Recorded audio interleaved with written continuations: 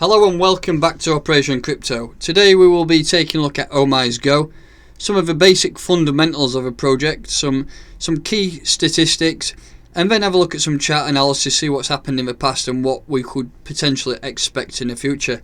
So if you are interested in that, please make sure you like the video, subscribe to my channel, and let's crack on.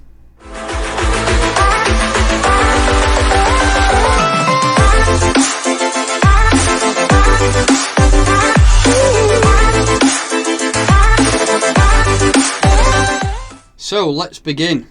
Unstoppable financial infrastructure. Our world is evolving and the digitalisation of the economy is changing the way financial services are delivered and consumed. Omisego enables businesses and individuals to securely offer and access a wide range of financial services and invest, exchange and spend digital assets anytime, anywhere. So the network comprises of two factors. So we have P2P, which is peer-to-peer transactions, and then we have the way you can manage your digital assets in Mobcast e-wallet suite, and we will have a look at these two in depth.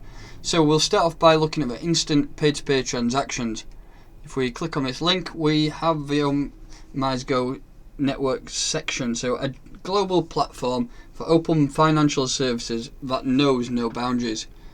The Omisego network enables instant peer-to-peer transactions in real time, facilitating financial services across geographies, asset classes and applications. And here we have an in-depth breakdown of each individual component of that network. So we have, to begin with, maximum throughput with transaction speeds of up to 4,000 TPS, which is transactions per second. Our peer-to-peer is one of the fastest networks around. So if you think about TPS as transactions per second, Bitcoin has around 7 transactions per second, which is incredibly slow.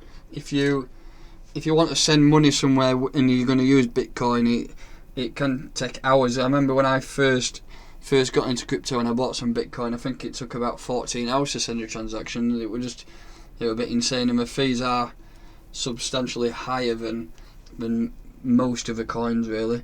So 4,000 transactions per second. I mean, it's not the fastest out there, but it's very workable, and that's a lot to handle. So 1/10 of the operational cost. Users can expect to pay up to 90% lower fees than Ethereum for payments made on our network. If you are transacting with Ethereum, you use something called gas or GUI, and that can be up to the user how much you use. You can choose your speed you want to send it, so the higher the amount you choose, the faster it's going to be, and it can turn out to be quite a lot. For example, if you're going to send $100, you can even put that fee up to around $1, if not more. And that's, to be honest, that's quite a lot. So 1/10 of the operational cost of Ethereum, that does bring it down quite a lot. So high adaptability. Our technology is extensible for many use cases and interoperable with other infrastructures. Ethereum level security. We couple the speed of proof of authority, which is POA, with Ethereum's own security guarantees. Decentralization of watches ensures users' funds remain safe on Plasma no matter what. And then we have seamless integration. We emphasize UI, UX. This means integrations easy, allowing you to focus on optimizing your application instead of spending time integrating it. And then moving further down, we have the Omisego ecosystem, also, which comprises of two specific points. So the application layers and the decentralized exchange and peer-to-peer payment layer. So the application layer is for businesses and individuals are able to build and connect their applications, a wallet, service or product, for example, on a public Omisego network. And then moving down, the decentralized exchange section, which is, you might have heard, is a DEX.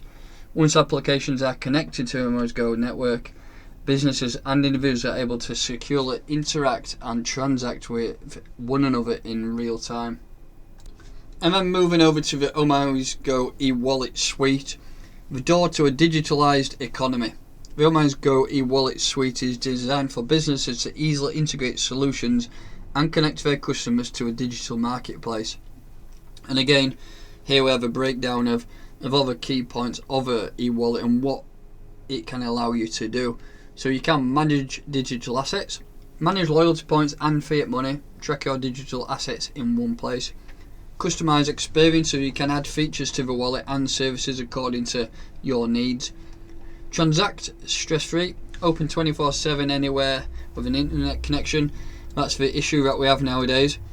There's banks open 8 to 5 Monday to Friday and then a few hours on a Saturday, and if you want to do some transactions, you can use your online banking nowadays, but if you want hands-on help, then you're going to have to wait, unfortunately.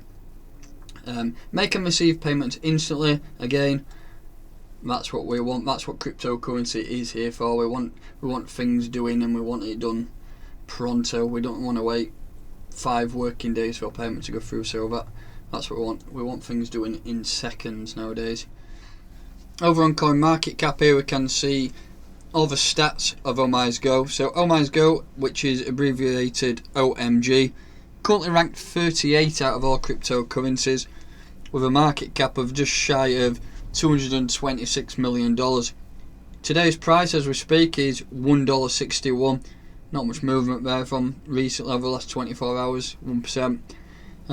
It's getting an average daily volume of 166 million, with a total circulating supply there of 140,245,398 OMG. Scrolling down here, we have the About section. I have covered all of that in the website. What we just have here is at the bottom, which I've not run over, saying its team offered tailored and technical consultant services to provide future-ready solutions for increasingly digitalised economy. Founded in 2017, Omisego is headquartered in Bangkok and is a subsidiary of Omise Holdings Private Limited. One thing I'm interested in is the all-time high. So that hit $28.35 in January 2018.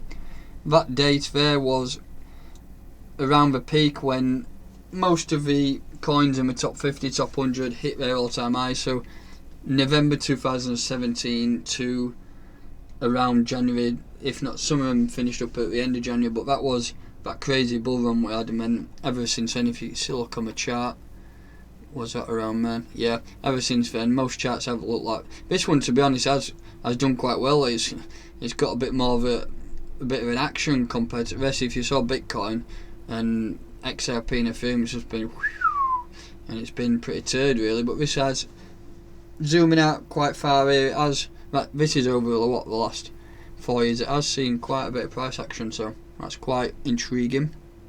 And then let's just take a look at market pairs, if it loads up today. So 13% of the volume is on Bilexi against the US dollar, and you can see here as it is an old cryptocurrency, it is listed in a lot of places, so whichever exchange is your preferred exchange to be on, then this is definitely going to be here. We have 219 listed. That's probably one of the most I've ever seen, other than Bitcoin and XRP and ETH. That's doing really well. So let's have a look at some TA and have a look at a bit of chart analysis. So here we have the Omisego Tether chart on the weekly. I'm using the Bittrex chart here because it does go back to that time before we had the 2017 bull run. As you can see here, I've already pre-marked it, and we had a 300% price raise. That's quite conservative to say. Some of them were doing multiple thousands back then. And ever since then, it's been a steady decline. I've just drawn this trend line on to say it's not much of a trend, but it has been a continuation of a downtrend ever since. But let's just get rid of that, and let's go to the daily, and let's get some market structure in and see what's been going on. So let's just zoom right in. As you can see, over the last 2 weeks, it has gone a bit crazy. But yeah, let's try and get some levels in here and draw some up. So here we had a level. So this is a key level here. This acted as resistance, and then support, and then it eventually broke down there. Let's clone that. What we want to do is get another level up here. So as you can see, that's a level there. We acted as resistance, that acted as support, and then eventually broke through there. Can we see any more levels? Might have to zoom out onto the weekly. Let's just extend that line across actually, as you can see. Again, that acted as support again. I don't think that level hits there, does it? No. Yeah, but that'll do for now on the daily levels. Could we put a weekly level in maybe? Let's just have a zoom out again. As you can see, they don't quite marry up, but can we see any weekly levels around here? That looks like a key weekly level. If we just need to change colour on that. Let's have it red.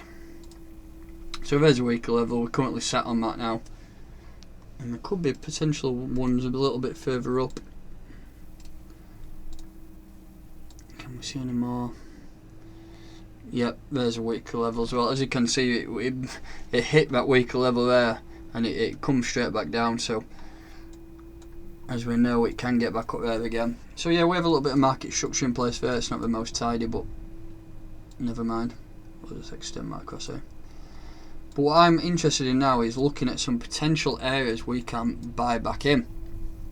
So what I want to do is draw the Fibonacci, and we'll take that to top wick because that's where the price hit. And we'll have the 5, yeah, we'll have a 618 on that level where we're currently sat now. So some key levels down this way. This could be a good level around here. In fact, that could be a great entry point around $1.32, because that is nearly on that daily support which runs all the way through, and that could be a great level to get in at. Let's just flip back to the daily. Yep, that would be a great level to get in. If you could get in at that level around the where's my chart now? Let's move it back so it's in line. Yep, around $1.32 could be a great re-entry price. Personally, I'm not going to buy it around here because I think Bitcoin's going to potentially dump soon. I keep saying it's going to dump, but then it rises significantly and keeps blowing me away. But I'm still bearish, so I presume if Bitcoin dumps, everything else should follow, and that would be the same for Omisego. So what I'm going to do, I'm not currently holding in at a minute, but I'm going to set some orders in around $1.30 and potentially around $1.12. And that will be a great investment for the future, knowing that the all-time highs did hit $28 and the project is still running, the team is still working. That's what we're interested in, and everything seems to be going okay. So that is where we should think about looking at getting an entry price. For a price where we could expect to go, well, we have been, like I say, up to $28, which is, what would that be from here? Let's have a look at a price range. So from currently here, if we take that on up to $28, that would be around a 1,200% price raise. I'm not going to say it's going to happen overnight. It could be a couple of years, but right now is a great investment opportunity. And a lot of coins in the top 50, even top 100, you are seeing some crazy low levels, which could really be great investment opportunities for the future. So that will wrap it up for today's video. Please make sure you like the video, comment if there's anything you need me to run over, subscribe to the channel, it will help me out a lot. I'm going to be going 4 weeks, but let's see how we can go, and let's try and get to that magical 1,000 subscribers before the end of the year. So thank you very much, I will catch you next time.